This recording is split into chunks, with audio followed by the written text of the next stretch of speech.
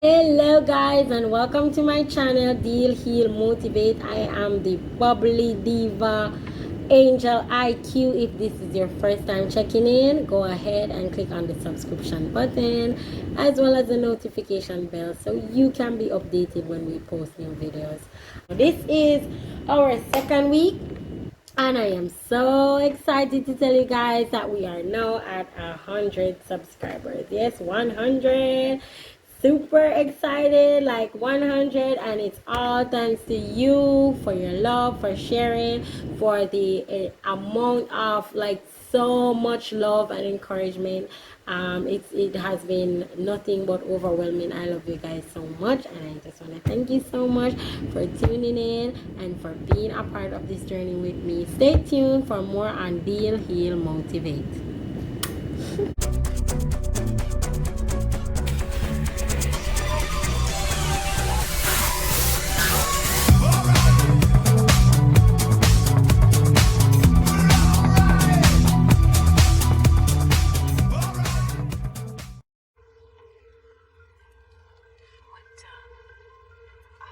Hi, I'm Brenda Marcos. How do you do? Um, we gotta go. You ready to look out? It's nice to meet you. Is that her? Don't play games with me. Tell me, Charles, is that her? Welcome back, guys, to my channel Deal Heal Motivate. You're with the bubbly diva Angel IQ. If not subscribed, go over and click on the subscription button as well as click on the notification bell so you can be notified when we post new videos. Now, that show, Diary of a Mad Black Woman, is the epitome of what I went through with my breakup and no divorce. No, I won't say it's exact, like I can't say I never had any abuse physically. I was never physically abused within the relationship. But abuse did come in other ways, and most times they were in the form of just kidding. Like, he would say something hurtful, and he would say, just kidding, and you might feel a way, and he would say, yo, yeah, take it out of proportion, and those kind of stuff. But when I met her, I think I knew. And when I went, my therapist was saying to me, he keeps saying that there are a lot of things that you never saw. Um, but didn't you feel somewhat uncomfortable when you met her? Didn't you And I was like, yeah, at first I did. I felt very off. I felt very odd. I felt like, yo. And I asked him, I was like, yo, babes, I'm not comfortable with this, and me don't know what I want, but it don't look right. And he would say, yes, I don't know, not just my friend. And he look like, like my friend, and left you alone, wouldn't even have no family, you wouldn't even want my grandmother. And he's always that kind of person. Every time I talk to him about somebody when me think will make me uncomfortable, he say, yo, left you alone, wouldn't have no friend, wouldn't have no family, would I just keep to myself? And I'm like, I'm always like just somewhat angrily reassure me that there's nothing to worry about.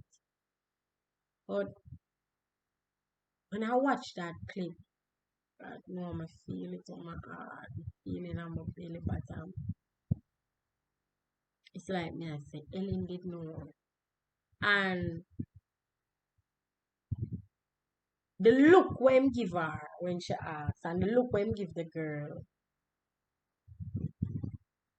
it's the same look I remember my husband did car when him carry me, I say, yo, may I introduce her to my friend, and you always ask me, say, your friend where you say I go with or whatever.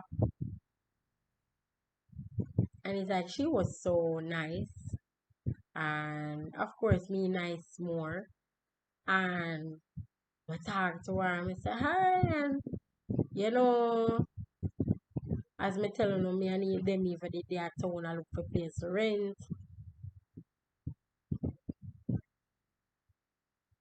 Gosh, we know as women. It's a woman intuition in life, yeah. But sometimes many of us are raised in a way where we're not encouraged to trust our gut. We have people tell us you don't feel comfortable to do something and them say, go and go do it. Or you say, boy, I think that's a bad idea and them say, no. So you grow up as an adult thinking, hey, probably I'm wrong if you feel that way then. You diss me and you hurt my feelings. Probably me wrong. Probably me I take it the wrong way. You know? But your woman intuition is never wrong. Your gut feeling. Trust it. I always tell people, I don't force anybody to do something that goes against their gut feeling. You know why? Because me not do nothing for nobody against my gut feeling. Not even me pick me. If me think it wrong, me not do it. That's just me. There's difference between that's not how I view things. I'm willing to see things from a different point of view. I'm willing to change my views and stuff. But when my gut feel like a wrong move me I make, stay far from me. One thing I can tell her this teach me, don't deny your gut feel. Because no matter what I tell her say, yo, shit, that's my friend, you know, I've nothing to worry about. And I was so far, my like Elena. So many cause no drama. I say, hi, nice to meet you and everything good, you know, I've heard so much about you and you know what? As my reassure me say, no, not like that and whatever. You know how many times I cried and wondered if there was something I could have done, something I could have said. And you know, one thing I realized, there's nothing in the world you can do to keep somebody who doesn't want to be kept. There are women in the world who are happily married who have never cooked one meal for their husbands. And they've been happily married 35, 45, 55 years. There are women in the world who have never washed for their husbands. And they're happily married 100 years after. We have such a sad notion in the Caribbean of what a marriage is. When we get a woman, we think, now I have a slave. Now I have somebody I can step on. Now I have somebody I can walk on. Now I have somebody who will do everything I want, plus endure my disrespect, plus allow me to have two, three other women and not complain about it. Whenever you decide as a woman that there are certain things that you see that you're not comfortable with, and you start to be vocal about it, and someone will loud like me, more loud up and go on, but we're labeled as problematic, we're labeled as difficult. All of a sudden, them start to say, boy, you're not a proper wife. Why you're not a proper wife? Because you talk about something that's hurting you. I always say to people, you don't get to decide how people relate to your attitude. You not because you slap me means that me have to slap you back. You might slap me and guess what might come. You might take a chair and lick you down. Once you have done something, you have to be willing to deal with the repercussions of your attitude. You don't get to decide, say, oh, then show me lick you on your hand. You have to lick my back on my hand. No. And that's how me feel. Me feel like I want to take a chair and lick you down. I have wondered so many times. Why I wonder if me did do that. I wonder if me. But I have thought about it. And I gave that man everything. I couldn't have given him any more. The only thing I chose not to give up